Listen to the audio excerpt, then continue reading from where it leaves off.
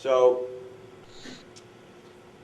for me, it's it's this amazing kind of opportunity where I get to use all these up-and-coming artists and all my experience and all of my education to help like artists, writers, managers, friends of mine, all the resources that I've learned, and use all the tools. It's like, it's a lot of fun, and I get to make great music. And I think that's the key, is that it's one thing to just put music in a show or a movie. It's another thing to actually create music, which is what I've gotten to do, which is where I'm at now with this show that I'm working on called American Dreams, which is this show about, how many people have actually seen the show? Anybody seen the show? Not too many people have seen the show. Well, real quick, it's a story about a family in the 60s who live in South Philadelphia, and this girl's dream, she's 16 years old, the girl in the family, she wants to be a dancer on American Bandstand. And it's a look at, it's a snapshot of all the cultural issues of the 60s. You know, the race issues, the feminism issues, you know, everything. It looks at everything, because there's a white family and a black family, and then there's music. You know, music's, again, the linchpin that makes all this stuff happen. So, when I got hired to do the show, Dick Clark's one of the executive producers, and again, Dick Clark's an old family friend of ours, and it was, you know, it was like old home week, and he's like this amazing guy, and has like the most amazing Rolodex you could ever want. You know, you could pick up the phone and call Paul McCartney, you know, and it's pretty amazing.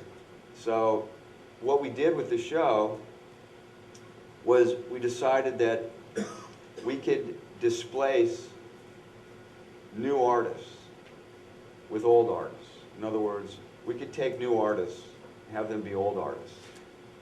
And the first artist we got, here's what happened. I'll tell you the story. The executive producer is a guy by the name of Jonathan Prince, who I call him J.P. Barnum. He's like P.T. Barnum. He could sell snake oil to anybody.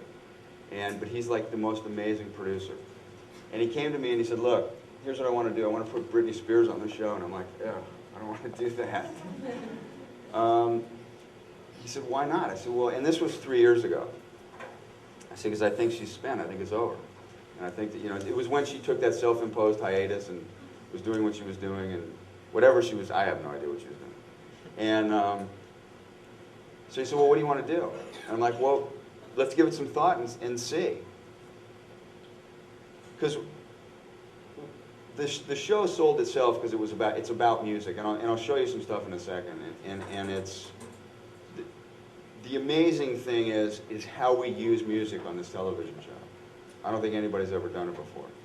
And so he came into the office and he says he had read this article in Time magazine, and it was about the three women of that summer, and it was Michelle Branch and Avril Lavigne and Vanessa Carlton.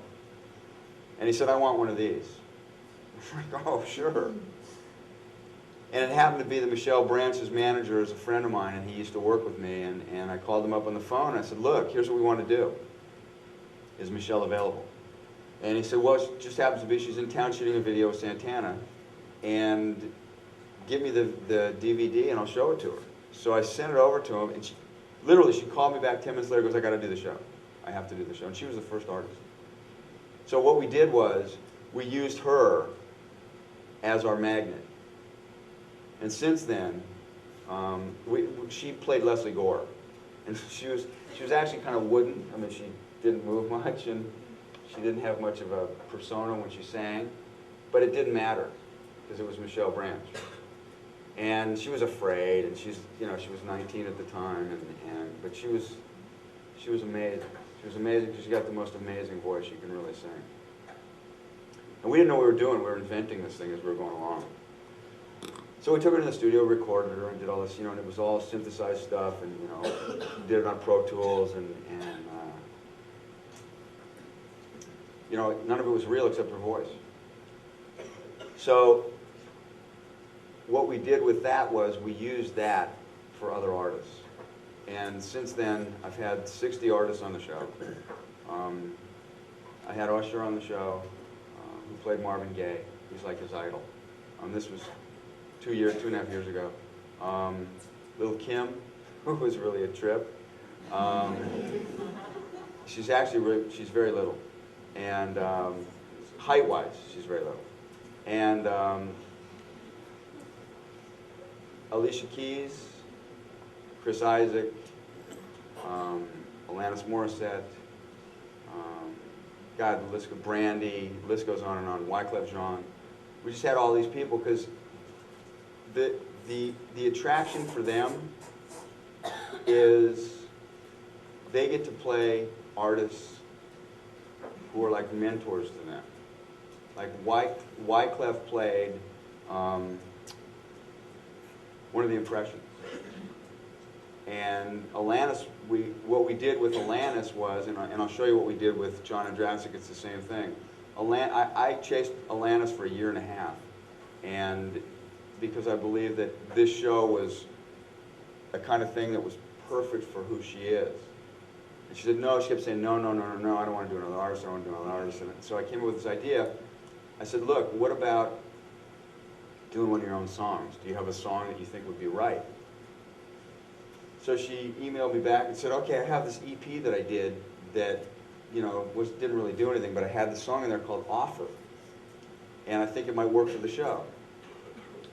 So we went in and recorded it, and it was amazing. And she's on film for like 5 minutes, and it was an amazing experience. Because, again, you know, it's, for me as a music supervisor, I get to take everything that I've learned and apply it to this art and this craft on the show that is a labor of love. I mean, it's the hardest thing I've ever done. It's the hardest show I've ever worked on because there's so many elements to it. There's so much technical stuff that goes on that, you know, the learning curve for everybody was huge. So we've also gotten to break some new artists, which is what we really get excited about. I mean, we've had Gavin DeGraw on, we've had Tyler Hilton on, we've had Toby Lightman on. We use them in different venues. You know, we have the big artists who want to perform on Bandstand as artists that they admire. Like we just had John Legend on. John Legend played Stevie Wonder, and he was amazing. Stevie Wonder's like his idol, and the guy just knocks it out of the park. You know. By the way, it'll be on a week from Wednesday. So, you know, I mean, recreating all that stuff, NBC has been very generous, you know, because they want to see that stuff on screen.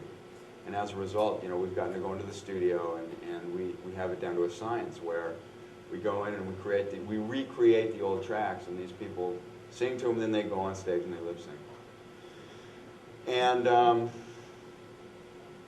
so it's been this amazing evolution of that thing, which is American Dreams, and we've done soundtrack albums and DVDs and, you know, all the ancillary stuff that goes along with that. And as well as me doing other stuff. I'm doing like I said, I'm doing this miniseries called Elvis, which was the first time that the Elvis estate has actually let anybody use the original masters and have somebody lip sync to it, playing Elvis Presley. And it's, in terms of clearing the music, it's been a nightmare because there's so much of it, you know. But again, it's a labor of love. I mean, it's Elvis Presley, you know. And I get a call from a producer, and he's like, you know what? We have to we got to cut this corner because we need this, and we got to do this because we need costume stuff. And I'm like, dude, here's the deal. You're telling the story of Elvis Presley. You want to cut corners on music? Why are you going to do that? That makes no sense. You're telling the story of the king of rock and roll. Why are you going to cut corners? And it was like, he got it.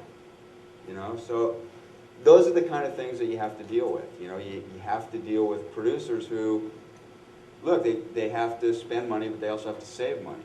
You know, and it's budget. So you have to remain within certain confines and certain constraints, and that's called a budget, and sometimes it's very hard to do. So part of what I do is, when I look at a piece of film, which I'm going to show you in a minute, I'll show you what we did with who knows who John Andrasik is? The guy for Five for Fighting. You don't know who he is? Well, what we did was, John has this single that he just put out called "If God Made You," and he played it. He wanted to be on the show, and he played it for us, and me and the producer flipped out because it's like this beautiful song. And what we did was, what we do on the show is we weave the song into the story of what's on the screen, and we do a pretty amazing job at it, you know. And also on the show is a band called, I can't remember their name now. Totally blanked on their name. Fountains of Wayne. Who knows who Fountains of Wayne are? Cool. These guys wanted to be the Hollies. And again, these guys called me. You know, as did Joss Stone. And Joss Stone played herself, and that was a fairly interesting situation with Joss Stone. She would not go into the studio and sing. She wouldn't do it. Because she's so passionate about how her voice sounds live that she doesn't want to pre-record anything. And it's, I don't know if any of you know how complicated it is to shoot somebody with a pre-recorded track singing live. It's on a television show. It's incredibly hard. And she pulled it off. But she's got the most amazing voice. She's this 17-year-old English woman, blonde hair. She's about 5'11", who sounds like Aretha Franklin. It's bizarre. And we didn't know if it was going to work, but it was one of the most amazing experiences I've had doing the show, was listening to her sing.